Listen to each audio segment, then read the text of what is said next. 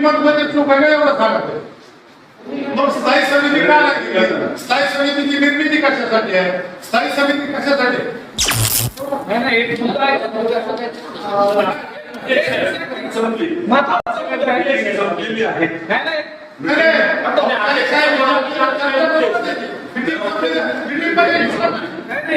अंबाजोगाई नगर परिषदेच्या निवडणुका होऊन 2.5 महिने उलटले. शहराला नवे कारभारी मिळाले, पण हे कारभारी जनतेच्या प्रश्नांवर किती गंभीर आहेत याचं जिवंत उदाहरण काल पाहायला मिळालं. पहिल्याच सर्वसाधारण सभेत कायदेशीर पेच, राजकीय कुरघोडी आणि अवघ्या 30 मिनिटांत गुंडाळलेलं कामकाज. नेमकं काय घडलं या सभेत? पाहूयात आमचा हा विशेष रिपोर्ट. अंबाजोगाई नगर परिषदेच्या इतिहासात पहिल्यांदाच सभेचं लाईव्ह प्रक्षेपण करण्यात आलं. पारदर्शकतेचा हा दावा कौतुकास्पद असला तरी सभेची सुरुवातच कायदेशीर पेचाने झाली. अनुभवी नेते राजकिशोर मोदी यांनी सभेच्या अजेंड्यावरच मोठे सवाल उपस्थित केले. मुळात नियम असा सांगतो की अर्थसंकल्पाशी संबंधित कोणतेही विषय आधी स्थायी समिती म्हणजेच स्टँडिंग कमिटीसमोर मंजुरीसाठी ठेवावे लागतात. पण इथे थेट सर्वसाधारण सभेत हे विषय आणले गेले. मोदींचा आरोप होता की ही प्रक्रिया नियमांच्या पूर्णपणे विरोधात आहे. जर थेट सभेतच निर्णय घ्यायचे असतील तर मग स्थायी समितीचं अस्तित्व काय?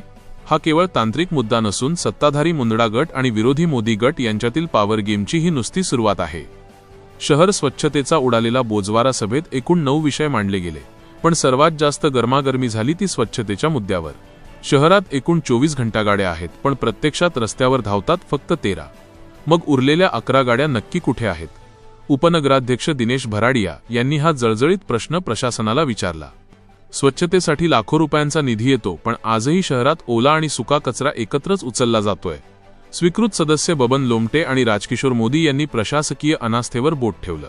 घंटागाड्यांच्या मेंटेनन्सचं कारण देऊन प्रशासनाने वेळ मारून नेली, पण यामुळे अंबाजोगाईकरांना ज्या आरोग्याच्या धोक्याला सामोरे जावे लागत आहे त्याचं ठोस उत्तर कुणाकडेच नव्हतं. या सभेचं सर्वात महत्त्वाचं विश्लेषण म्हणजे 31 नगरसेवकांपैकी केवळ 3 ते 4 नगरसेवकांनीच तोंड उघडलं. प्रभाग 13चे नगरसेवक राजपाल जावळे यांनी पाणी पुरवठ्याचा महत्त्वाचा मुद्दा मांडला, पण बाकीचे नगरसेवक का गप्प होते? ज्या नगरसेवकांना जनतेने आपल्या प्रभागाचे प्रश्न सोडवण्यासाठी मोठ्या विश्वासाने निवडून दिलं, ते सभागृहात केवळ मूकदर्शक बनून बसले होते का? की त्यांना बोलू दिलं गेलं नाही? सभा केवळ 30 मिनिटे चालली, पण या अल्पवेळात अनेक प्रभागांचे गंभीर प्रश्न सभागृहाच्या उंबरठ्यावरच राहिले. निवडणुका ज्या विकासाच्या मुद्द्यावर लढल्या गेल्या, ते रस्ते, गटारी आणि मूलभूत सुविधांचे प्रश्न या पहिल्या सभेच्या अजेंड्यातून पूर्णपणे गायब होते. एकूण 30 मिनिटे 19 सेकंदांच्या या सभेत 20 मिनिटं होतात ना होतात तोच नगरसेवकांना भत्त्याची पाकिटं वाटणं सुरू झालं.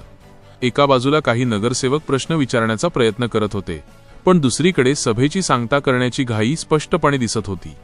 जनतेच्या कष्टाच्या पैशातून चालणाऱ्या या सभागृहात तासाभराची चर्चा देखील होऊ नये. नगरसेवकांचा भत्ता महत्त्वाचा की शहराचा विकास?